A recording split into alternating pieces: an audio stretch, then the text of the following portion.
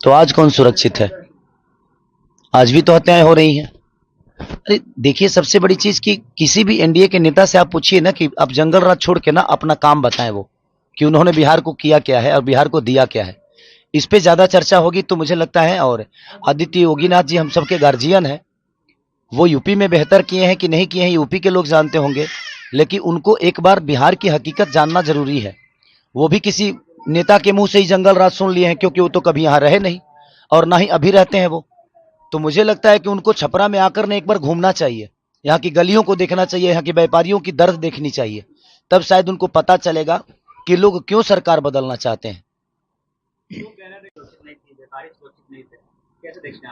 तो आज कौन सुरक्षित है? आज भी तो हत्याएं हो रही हैं। अरे देखिए, सबसे बड़ी चीज कि किसी भी एनडीए के नेता से आप पूछिए ना कि आप जंगल राज छोड़ के ना अपना काम बताएं, वो कि उन्होंने बिहार को किया क्या है और बिहार को दिया क्या है। इस पे ज्यादा चर्चा होगी तो मुझे लगता है। और आदित्य योगीनाथ जी हम सबके गार्जियन हैं, वो यूपी में बेहतर किए हैं कि नहीं किए हैं यूपी के लोग जानते होंगे, लेकिन उनको एक बार बिहार की हकीकत जानना जरूरी है। वो भी किसी नेता के मुंह से ही जंगल राज सुन लिए हैं, क्योंकि वो तो कभी यहाँ रहे नहीं और ना ही अभी रहते हैं वो। तो मुझे लगता है कि उनको छपरा में आकर ने एक बार घूमना चाहिए, यहाँ की गलियों को देखना चाहिए, यहाँ के व्यापारियों की दर्द देखनी चाहिए। तब शायद उनको पता चलेगा कि लोग क्यों सरकार बदलना चाहते हैं। अरे भाई, मेरे कहने का मतलब कि आप राम मंदिर को लेकर ही वोट मांगते हो तो मैं मस्जिद पर टिप्पणी क्यों करूं? मेरे कहने का मतलब कि राम मंदिर बनाना जरूरी है, बट क्या अस्पताल बनाना जरूरी नहीं है? हाँ? रोजी रोजगार जरूरी नहीं है? शिक्षा जरूरी नहीं है? रोजी रोजगार के लिए ट्रंप को वोट करने जाएंगे हम कि आप ही को करेंगे? आप ही को किए हैं। मैं ये कह रहा हूं कि आप बनाइए, दुनिया में सारे हर जगह मंदिर बना दीजिए, लेकिन मंदिर से हमारे बच्चों का भविष्य तय हो जाएगा? मंदिर से अगर हमारे बच्चों का भविष्य तय होता है तो मैं चाहता हूं कि आप 200 मंदिर बिहार में बना डालिए और आप एक बच्चे का भविष्य तय करके बता दीजिए और दिखा दीजिए कि आपने कितने बच्चों का भविष्य उस मंदिर से किया है। मुझे कोई दुख नहीं है और ना ही मुझे कोई तकलीफ है। मैं कह रहा हूं, अब बनाओ। भगवान दिल में होता है, श्रद्धा में होता है, मंदिर में सिर्फ एक मूर्ति होती है। तो इसलिए मैं कह रहा हूं कि आप सब कुछ बनाओ, सिर्फ मंदिर क्यों बनाओगे? सनातन कहने से इंसान नहीं होता है। हमारे दिनेश भैया कह रहे हैं कि मैं यदुमुल्ला हो गया, मैं यादव कुल का आदमी हूं ही नहीं। भाई, आप 10 साल बाद आपको सनातन याद आया? 10 साल पहले जब आप सिनेमा लाइन में थे और आज भी है, तो आप मुसलमान के कैरेक्टर में फिल्म क्यों करते थे? आपको नहीं करना चाहिए था। उस समय मुसलमान बुरे नहीं थे। तो बात वहां है ना कि बदलते ये लोग हैं। इनसे आप जब विकास की बात कहिएगा और करिएगा ना, तो ये आपको डायरेक्ट लेके जाएंगे मंदिर मस्जिद के पास, और नहीं तो सनातन पे ले जाएंगे और बेमतलब की बातें करेंगे और उसी में आपको उलझा देंगे। मेरे लिए पवन जी क्या बोले हैं, इससे विकास का कोई लेना देना नहीं है। मेरे लिए रवि भैया क्या बोले हैं, इससे विकास का कोई लेना देना नहीं है। वो हमारी आपस की बातें हैं, हम बातों में ना उलझें। मेरे कहने का मतलब कि उन लोगों से यही कहिए कि आप खेसारी को छोड़िए, आपका सरकार जो किया है उस पर चर्चा करिए, क्योंकि विषय उस पे है। खेसारी से ना कुछ बिगड़ने वाला है और ना ही कुछ बनने वाला है। हमारा आपका बात विचार है, हम आपको चुभ रहे हैं तो हम बाद में फरिया लेंगे, लेकिन हमारे बात विचार में आप मुद्दे से क्यों भटक रहे हैं? आप एक खेसारी को लेकर आप लोग सारे के सारे ट्रोल कर रहे हैं। माने ये छपरा लग रहा है जो इंटरनेशनल चुनाव बन गया है। पूरे बिहार में चुनाव हो रहा है लेकिन पूरे हिंदुस्तान में सिर्फ छपरा दिख रहा है। भाई क्यों? क्योंकि इनकी टिप्पणी बहुत हार्ड हो रही है खेसारी पे।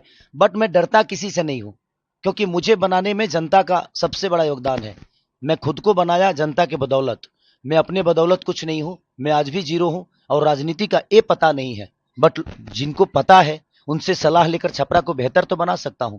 वो कह रहे हैं हमारे दिनेश भैया की, यार हम सांसद बन के कुछ नहीं कर पाए तो तुम विधायक बन के क्या कर पाओगे? भाई, वो प्रधानमंत्री भी बन जाएंगे तो कुछ नहीं कर पाएंगे। करने वालों के लिए काम होता है, नहीं करने वालों के पास कोई काम नहीं है। और मैं आज गरीब का बच्चा होकर लिट्टी चोखा बेचकर लोगों के घर में झाड़ू पोछा करके भी मैं अपने आप को स्टार बनाया ना। तो मेरे अंदर हुनर है, मेरे अंदर क्षमता है कुछ भी बेहतर करने की। तो मैं अपने हुनर से दुनिया बदलूंगा और जो भी व्यवस्था होगी उस व्यवस्था को बदलूंगा, मैं अपने हुनर से, अपनी ताकत से। तो देखते हैं क्या होता है। अभी तो चुनावी में है, ये बातें होती रहेगी, बट इस बातों में जनता का कितना भला है मैं उन पे कुछ बोलूंगा, वो मुझ पे कुछ बोलेंगे। इससे जनता को क्या लेना देना है? जनता को बेहतर सरकार चाहिए, बेहतर रोजगार चाहिए, बेहतर शिक्षा चाहिए, बेहतर अस्पताल चाहिए। जनता को इससे लेना देना है। तो आप लोग सवाल खेसारी पे उनसे मत पूछिए, उनसे सवाल पूछिए कि जिस सरकार के लिए आप वोट मांगने आए हो, उस सरकार ने 20 साल में क्या किया है, ये हमें सिर्फ बता दीजिए।